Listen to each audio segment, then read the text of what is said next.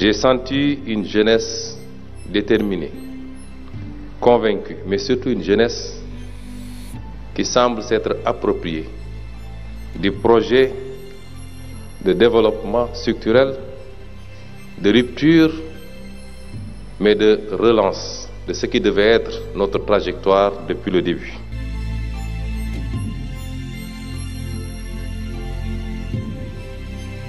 Dans toutes les langues nationales du Sénégal, une meilleure prise de décision.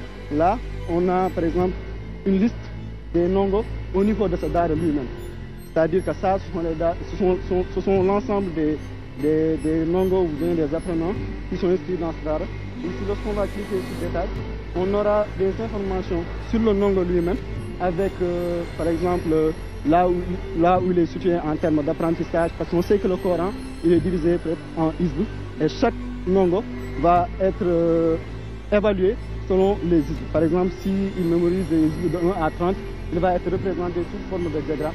Ici, en jaune, on va avoir le nombre total de hizb, et ici, le restant. Donc, c'était un peu ça pour notre projet. Merci. Merci beaucoup. Le troisième prix, c'est donc un montant en espèces de 5 millions de francs CFA, en accompagnement, avec un programme de mentorat de 10 ans et 10 mois. 10 ans, 10 ans, 10 ans, c'est un lapsus révélateur. On fêtera ensemble probablement les 10 ans du Go-Bâton, voire plus. Et également sur le plan technologique, un bon d'achat de matériel d'une valeur d'1 million de francs CFA. Agridrone, Agritech, qui nous vient donc de l'ESP, bien évidemment.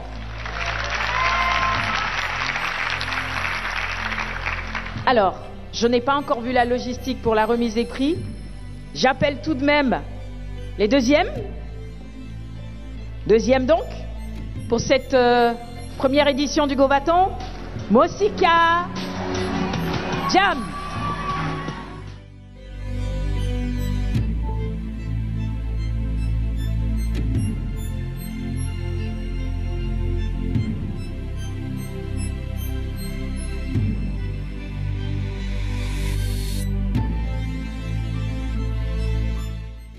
C'est un montant de 10 millions de francs CFA, un accompagnement de mentorat de 10 mois et sur le plan technologique, un bon d'achat de matériel d'une valeur de 3 millions de francs CFA. Assalamu alaikum wa rahmatullah. Bonjour à tous. Déjà, alhamdulillah et merci, vraiment merci. C'est avec vraiment le cœur plein que je vais remercier vraiment les membres de mon équipe qui ont vraiment travaillé vraiment très dur pour sortir cette solution que nous vous proposons aujourd'hui. Cette solution, c'était vraiment pas juste pour gagner un concours. Nous sommes contents, mais pas satisfaits parce que nous voulions vraiment le premier prix. Mais quand même, nous sommes ravis, vraiment ravis et honorés d'avoir reçu ce prix-là.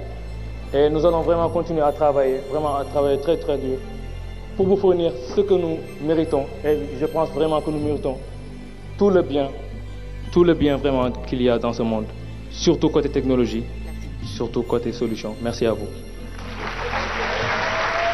Oui, bien évidemment, merci à Easy. Alors, vous vous mettez juste derrière, s'il vous plaît, vous laissez la place donc à Agridrone.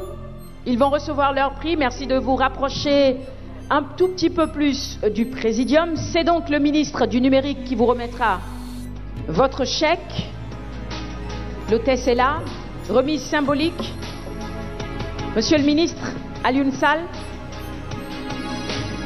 vous êtes à l'honneur. Applaudissements, s'il vous plaît.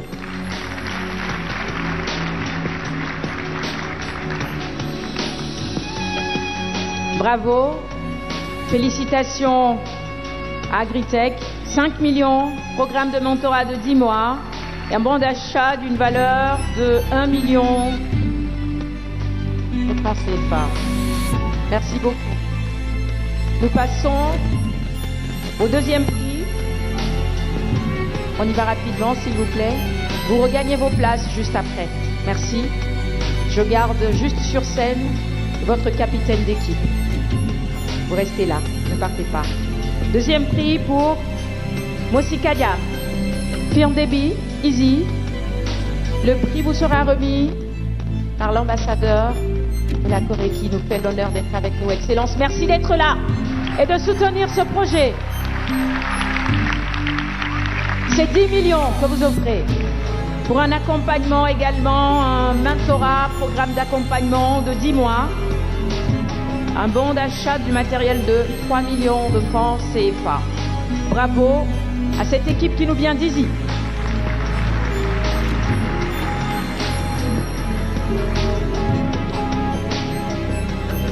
Merci beaucoup. J'appelle maintenant les lauréats. Ils me demandent d'y aller doucement alors que nous, on est pressés. J'appelle les lauréats de cette première édition du Govaton 2024. Lauréat du premier prix, Aïka Hangé, de l'université numérique Cheikh Hamidou Kane, ancienne UBS.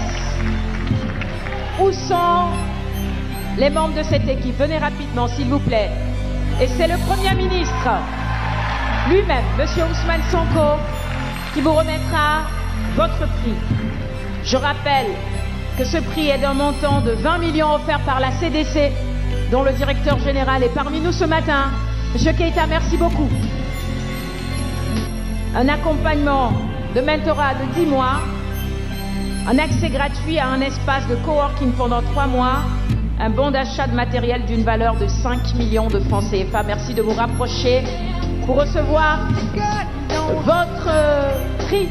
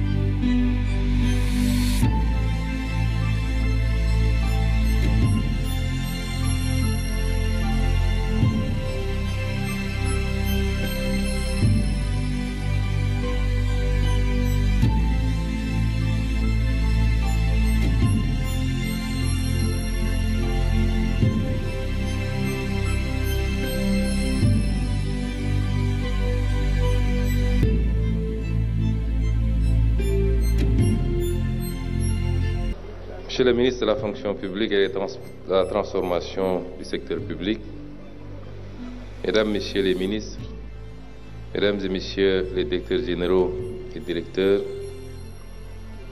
Mesdames et Messieurs les partenaires, en particulier Monsieur l'ambassadeur de la République de Corée, Mesdames et Messieurs les experts, encadreurs,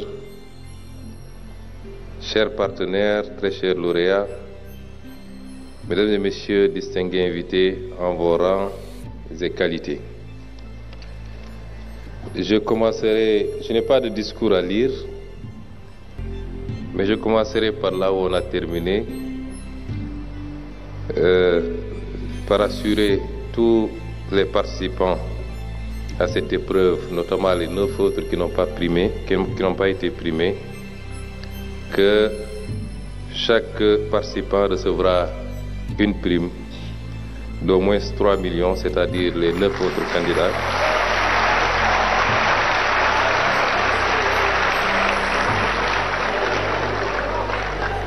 Pour davantage vous encourager, pour vous féliciter, mais surtout pour davantage vous encourager à persévérer dans cette voie qui est la seule voie de sortie de crise. La crise du développement s'entend pour notre pays, le Sénégal. Chers étudiants, En venant ce matin représenter son Excellence le Président de la République à cette cérémonie, j'étais très loin de m'imaginer que j'allais assister à ce spectacle de très haute qualité qui honore notre pays et qui fonde notre droit légitime à espérer de ce pays, de son avenir.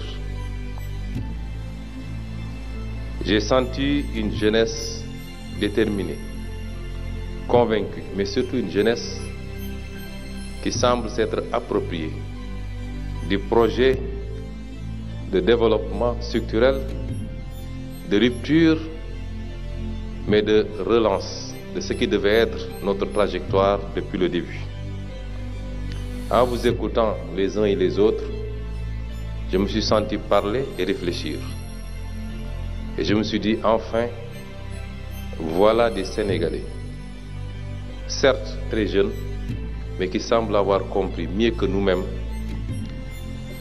les options qui sont les nôtres, celles d'un développement endogène, porté par son peuple, basé sur l'expertise locale, qui s'enrichit de tous les apports, mais un développement endogène, porteur de souveraineté, de prospérité, qui sera partagé de manière juste et équitable par tous les Sénégalais. Vous avez fait des expositions. Des thématiques qui nous sont chères dans notre programme ont été abordées aujourd'hui. L'agriculture.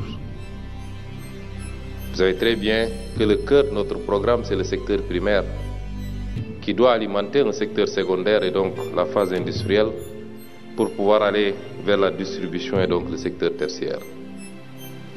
Et le poumon de ce secteur primaire, c'est l'agriculture, qui aujourd'hui continue à souffrir des erreurs du passé, des mauvais choix, qui est confronté à un problème des faibles rendements. Pour la principale culture qui est l'arachide, nous peinons à atteindre la barre des 500 à 800 kilos à l'hectare, là où ailleurs on fait énormément plus. Qui est confronté à un problème de la qualité des intrants, mais qui est confronté également à ce qui a été exposé ici, la mauvaise utilisation des pesticides et autres produits. Et aujourd'hui, des jeunes de ce pays nous ont démontré qu'il est possible de faire beaucoup mieux et gérer les problématiques liées à la santé des producteurs, mais également améliorer le rendement, notamment en limitant les pertes post-récolte. Le tourisme. Il y a quelques semaines, en tant que tête de liste, j'ai parcouru le pays et sur la base du programme Sénégal 2050, j'ai insisté sur l'importance du tourisme dans toutes ses déclinaisons. Le tourisme culturel, le tourisme cynégétique, le tourisme balnéaire, le tourisme religieux, mais surtout j'ai insisté à dire que le principal vecteur du tourisme doit être le tourisme intégré, le tourisme domestique et le tourisme local. Et aujourd'hui, des jeunes nous ont proposé des moyens d'améliorer ce tourisme logistique.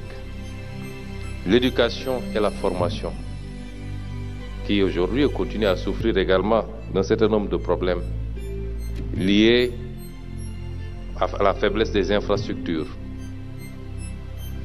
à la mauvaise orientation des investissements et évidemment la qualité des enseignements. Et nous avons eu au moins 2 ou 3 exposés sur l'éducation, intégrant les problématiques de la corruption, de la sécurité dans la documentation, du handicap et même du chômage. Le transport, vous avez vu que depuis qu'on est arrivé au gouvernement, ça a été l'un des chevals de bataille de ce gouvernement. Comment amoindrir l'insécurité routière, l'indiscipline sur nos routes et son lot de dégâts matériels, humains, financiers. Et aujourd'hui,